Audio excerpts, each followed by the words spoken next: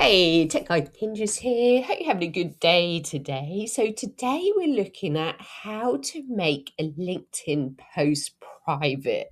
So to start with, open up your LinkedIn account. There we're going to create our post to start with. So I'm going to click on Start a Post at the top.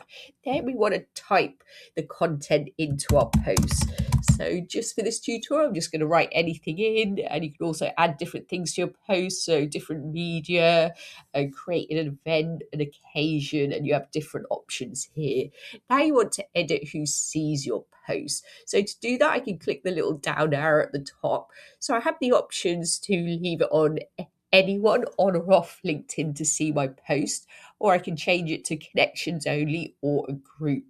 So if I click on group, you'll be asked to click on which group you want to share it to. And I can also opt for connections only. So currently there is no option to make your post private. If there's someone specific you don't want to see your post, I would just suggest removing them as a connection. So when you're happy, and so I'm going to click on connections only. When you're happy with that, click on done. And then all you have to do is click on post. I hope that was helpful. Please like the video and subscribe. I will see you soon.